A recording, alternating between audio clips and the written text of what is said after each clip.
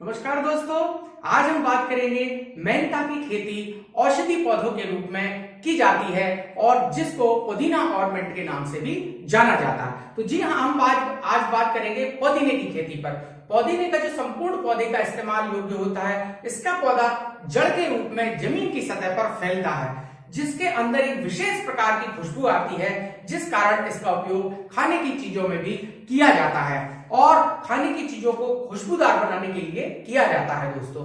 तो मेंथा जो होता है, इसका इस्तेमाल दवाइयां, सौंदर्य प्रसाधन और पेय पदार्थों, सिगरेट और पान मसालों में भी किया जाता है। पुदीने का इस्तेमाल मानव शरीर के लिए उपयोगी होता है। इसके खाने से पेट संबंधित बीमारियां नहीं होती। इसके अलावा इसके इस्तेमाल से गर्मी में लू से भी बचा जा सकता है। तो दोस्तों, आज हम विस्तार से बात करेंगे इसकी खेती की और हम किस प्रकार से इसमें प्रबंधन कर सकते हैं। तो बात करते हैं हम पुदीना की खेती। पुदीना का पौधा जो है शुष्क और अर्ध शुष्क प्रदेशों में उगाया जाता है। इसका पौधा गर्म जलवायु में ज्यादा पानी देने पर अधिक पैदावार देता है। इस कारण इसकी खेती गर्मी के मौसम में ज्यादा की जाती है। अगर इसके पौधे को सर्दियों में पड़ने वाले पाले से बचा लिया जाए तो वर्ष भर इसको हम पैदा कर सकते हैं। इसके पौधे को बारिश की आवश्यकता होती है। इसकी खेती के लिए सामान्य पीएच वाली भूमि उपयुक्त होती है। तो अगर आप भी इसकी खेती कर अच्छी कमाई करना चाहते हैं तो आज हम इसकी आपको संपूर्ण जानकारी देने वाले हैं दोस्तों। आप बड़े ध्यान से सुनेंगे और बिना स्किप करे इस वीडियो को पूरा देखेंगे, जिससे आपको इसकी जानकारी मिलेगी और आप आगे चल के आप इसके अपने खेत में लगा पाएंगे। उपयुक्त मिट्टी की बात करते हैं तो जो पुदीने की खेती के लिए उचित जल निकासी वाली और उपजाऊ भूमि की जरूरत होती है, जबकि भारी और चिकनी भूमि में इसकी खेती नहीं की जा सकती है, क्योंकि जो इसकी पैदावार है वो जमीन की ऊपरी सतह पर की जाती है। ऐसे में भारी चिकनी जो भूमि होती है उसमें जल भराव होने पर इसकी पैदावार खराब हो जाती है। इसकी अधिक पैदावार लेने के लिए भूमि में जीवाश्म और कार्बनिक पदार्थ जो है पर्याप्त मात्रा में होना चाहिए।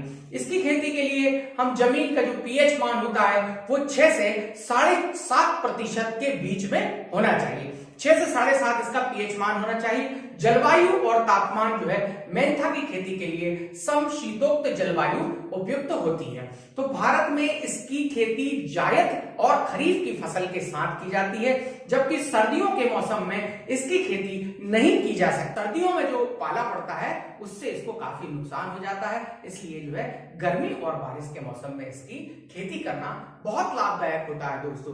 अब बात करते हैं इसके पौधों को शुरुआत में अंकुरित होने के लिए जो है 20 से 25 डिग्री तापमान की आवश्यकता होती है, जबकि विकास करने के लिए इसके पौधे को 30 डिग्री के आसपास तापमान की आवश्यकता होती है। तो इसका जो पौधा है वो गर्मियों में अधिकतम 40 डिग्री तापमान को भी सहन कर सकता है। जी हाँ दोस्तों, तो काफी गर्मी में भी ये फसल आ सकती है। हम बात करते हैं इसकी उन्नत किस्मों के विषय में। तो मेंथा की कई उन्नत किस्में हैं जिसमें बड़ी मात्रा में किसान भाई उगाना पसंद करते हैं। इन किस्मों को उनकी खुशबू और गुणवत्ता के आधार पर तैयार किया जाता है। और हम बात करते हैं कि जैसे जापानी पुदीना जो होता है, तो मेंथा की ये एक विदेशी किस्म है, जापानी पुदीना जिसे कहते हैं, जिसके पौधे सीधे और फैलने वाले होते हैं। इसके तनों में शाखाएं अधिक मात्रा में निकलती हैं और इस किस्म में पुदीना में जो है 65 से 75% मेंथॉल पाया जाता है। भारत में इस किस्म को उत्तर प्रदेश, राजस्थान और हमारे मध्य प्रदेश में अधिक मात्रा में उगाया जाता है। इस किस्म के पौधे की जो पत्तियां होती हैं उनका आकार बड़ा होता है और अंडाकार होता है। इसके पौधे पर सफेद रंग के फूल गुच्छे के रूप में आते हैं दोस्तों। अब बात करते हैं स्पीयरमिंट जो एक किस्म है। इस किस्म में पुदीना की खेती साल भर की जा सकती है। इसका पौधा जो है 30 से 100 सेंटीमीटर लंबा होता है और जो भूमि में फैले होते हैं इसके पौधे और पत्तियों पर रोंगटे नहीं होते। इसके पौधों पर शाखाएं काफी ज्यादा बनती हैं, जिस पर बनने वाली पत्तियों का आकार छोटा होता है। इस किस्म के पौधे जो है सफेद और गुलाबी फूल इसमें निकलते हैं और इस किस्म के पौधों में मेंथॉल जो है 65% तक पाया जाता है दोस्तों। तो ये दूसरी किस्म थी। हम तीसरी किस्म की बात करेंगे, बारगामोट पुदीना। जी हाँ दोस्तों, इस किस्म में पौधे शाखा युक्त कम लंबाई के होते हैं। इनकी जो पत्तियां होती हैं वो रोए मुक्त होती हैं। इनकी पत्तियों को मसलने पर उसमें धनिया जैसी खुशबू आती है। तो ये एक बहुत अच्छे तरीके से आप धनिया की खुशबू उसमें ले सकते हैं। पेपरमिंट, अब वो पेपरमिंट जो आती है वो उन्नत किस्म का मेंथा की इस किस्म को जो है काला पुदीने के नाम से भी जाना जाता है। ये सबसे ज्यादा लोकप्रिय है। जो मेंथा की एक संकर किस्म है, इसको जो है मेंथा एक्टिवा और मेंथा स्पेक्टिटा के संकरण से तैयार किया जाता है दोस्तों। इसके पौधे 30 से 100 सेंटीमीटर लंबाई के होते हैं और जिन पर बनने वाली शाखाओं की मात्रा अधिक होती है। इस किस्म के पौधों में मेंथॉल लगभग 50% और मेथाइल 15% पाया जाता है। अब बात करते हैं मेंथा आर्बेसिंस की। इस किस्म का पौधा लगभग 2 फीट की लंबाई का होता है, जिस पर शाखाएं कम पाई जाती हैं। इस किस्म को जंगली पुदीना भी कहते हैं दोस्तों। और इसकी जो पत्तियां हैं वो 2 सेंटीमीटर तक चौड़ी होती हैं, जिन पर रोए और अधिक मात्रा में पाए जाते हैं। इसकी जो किस्म होती है, इसमें पत्तियां और फूलों का रंग जो होता है वो बैंगनी कलर का होता है, और जबकि कुछ फूल सफेद और गुलाबी कलर के भी इसमें आते हैं।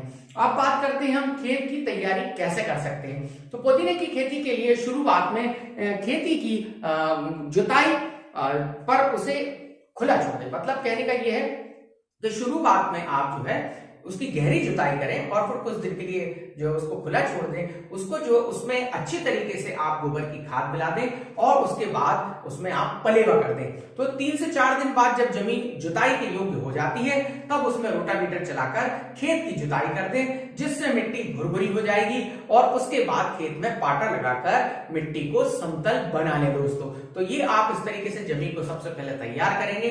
उसके बाद जो है पौध को कैसे तैयार करना है। तो पुदीने की रोपाई के लिए पहले नर्सरी में इसकी पौध तैयार की जाती है। इसकी पौध जड़ों के माध्यम से तैयार की जाती है और नर्सरी में इसकी रोपाई फसल को खेत में लगाने के लगभग 1.5 से 2 महीने पहले की जाती है।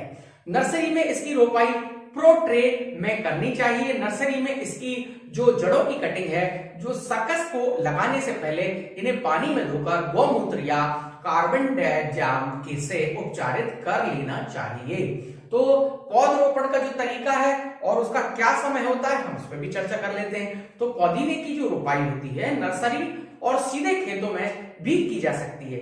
सीधे खेतों में इसकी रोपाई करने के लिए खेत में 2 गुना 5 मीटर की क्यारियां तैयार करें, 2 बाई 5। इसके बाद आप उसकी जड़ों को क्यारी में 2 फीट की दूरी रखते हुए लगाएं। 1 हेक्टेयर में रोपाई के लिए 5 से 7 सेंटीमीटर की जो लंबाई है वो आप एक सर्कल लगभग 5 क्विंटल मात्रा काफी होती है। और सर्कल इसकी उन जड़ों को कहा जाता है जिनको खेत में बीज के रूप में उगाया जाता है दोस्तों। तो जड़ों की रोपाई से पहले उन्हें पानी में धोकर गौमूत्र या कार्बन डाइऑक्साइड से उपचारित कर लेना चाहिए। लेकिन सीधे क्यारी में लगाने से अगर कोई जड़ अंकुरित नहीं होती है तो वो जो है तो जगह खाली अगर बच जाती है तो जिससे पैदावार कम निकलती है। इस कारण इनकी जड़ों को पहले नर्सरी में तैयार किया जाता है। तो नर्सरी में तैयार किए गए जो पौधे होते हैं उनको भी क्यारियों में 2 फीट की दूरी पर लगाया जाता है दोस्तों।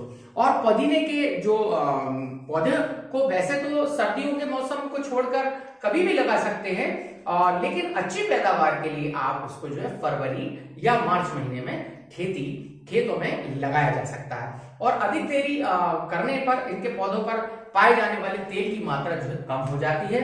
और पौधों की जो सिंचाई है वो पुदीना के अपन बात करते हैं अब सिंचाई की। तो पुदीना के पौधों को सिंचाई की ज्यादा जरूरत होती है, क्योंकि मिट्टी में नमी होने से इसके पौधे अच्छे से विकास करते हैं। और तेज गर्मी के मौसम में इसके पौधों को 2 से 3 दिन के अंतर से ही हल्की हल्की इसमें सिंचाई करते रहना चाहिए दोस्तों। अब बात करते हैं कि फरवरी और मार्च के महीने में कम गर्मी होने के कारण इसके पौधे की सप्ताह में 1 बार सिंचाई कर देनी चाहिए। वहीं सर्दी के मौसम में लगभग 15 दिन के अंतर से हमें सिंचाई करते रहना चाहिए दोस्तों।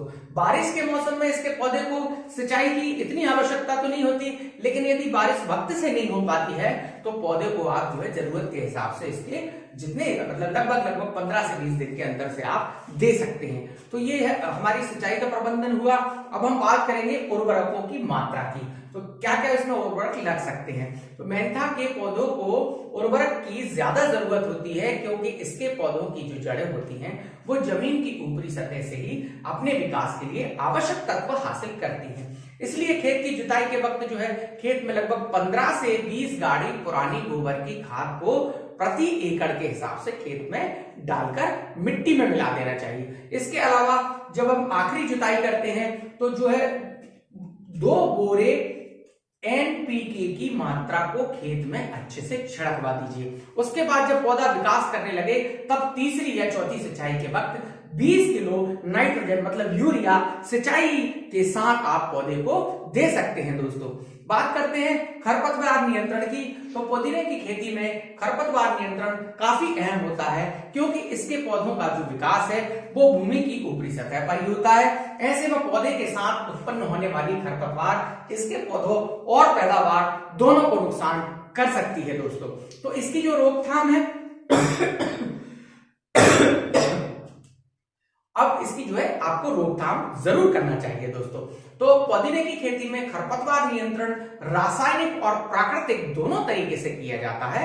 और जो रासायनिक तरीके से खरपतवार नियंत्रण के लिए पौधों को खेत में लगाने से पहले पेंडिमेथिलीन की उचित मात्रा का आप छिड़काव करना चाहिए। दोस्तों जबकि प्राकृतिक तरीके से यदि हम खरपतवार का नियंत्रण करते हैं तो पौधे की निदाई गुड़ाई कर इसको आप अच्छे से निदाई गुड़ाई करके इसकी खरपतवार हटा सकते हैं। इसके पौधों की पहली गुड़ाई पौधे लगाने के 20 दिन बाद कर देनी चाहिए। इसके बाद पौधों की जो बाकी की गुड़ाई है वो 15 दिन के अंतराल से करनी चाहिए। इसके अलावा पौधों की दूसरी कटाई के बाद एक बार उसकी गुड़ाई करना बहुत अच्छा होता है। दोस्तों तो ये इसकी निदाई गुड़ाई के विषय में हम बात कर रहे थे। अब बात करते हैं पौधों में लगने वाले रोग और उनकी कैसे रोकथाम हम कर सकते हैं। तो पुदीने के पौधे पर कई प्रकार के रोग देखने को मिलते हैं, जिनकी रोकथाम ना की जाए तो पैदावार को बहुत ज्यादा नुकसान हो जाता है। दोस्तों जिस कारण इसकी जो वक्त रहते अगर हम रोकथाम कर लेते हैं तो हमारा प्रोडक्शन किसी प्रकार से प्रभावित नहीं होता है।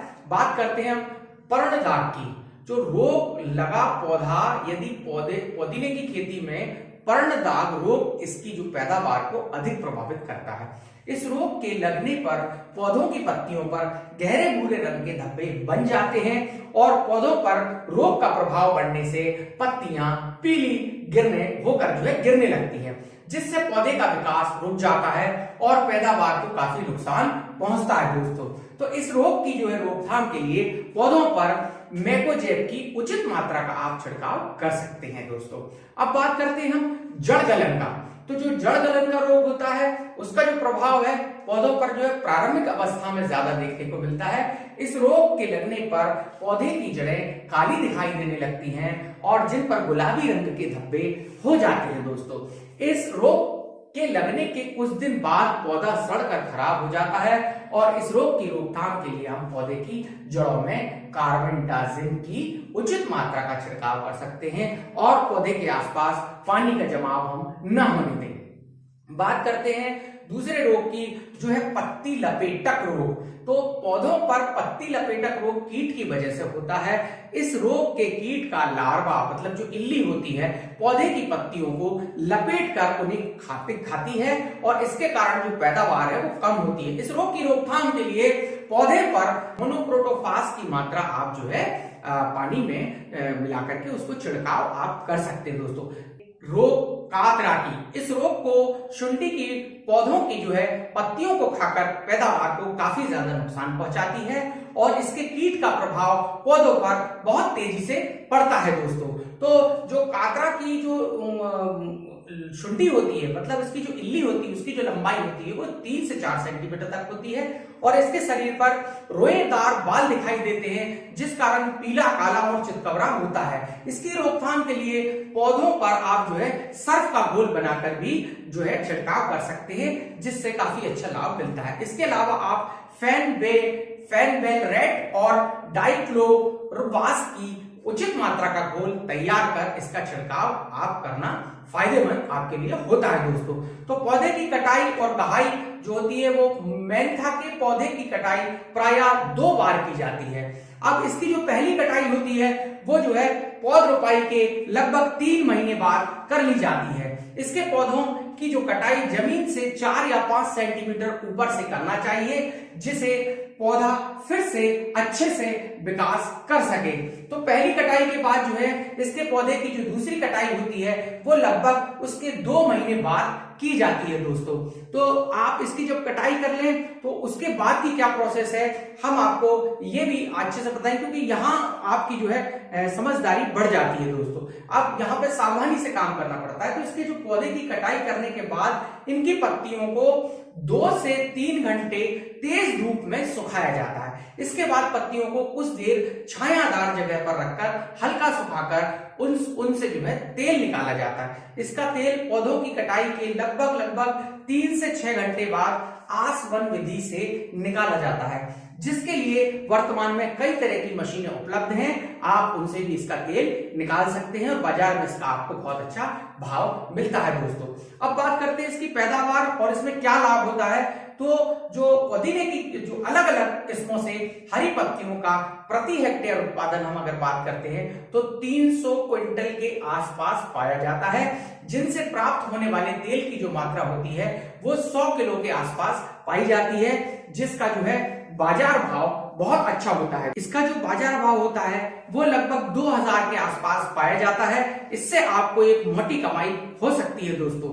तो आज जो है हमने चर्चा की कि मेंथा की या पुदीने की हम कैसे खेती कर सकते हैं और उसमें कितना लाभ होता है, कैसे इसकी हम जमीन को तैयार करें और किस प्रकार से हम इसकी बिजाई करें और सिंचाई का क्या प्रबंधन है, खरपतवार कैसे हम इसका दूर कर सकते हैं और कीटों के प्रकोप से कैसा बचा जा सकता है। अगर आपको ये वीडियो अच्छी लगती है तो आप प्लीज हमारे चैनल को सब्सक्राइब करें, लाइक करें, कमेंट करें। जय हिंद, जय भारत।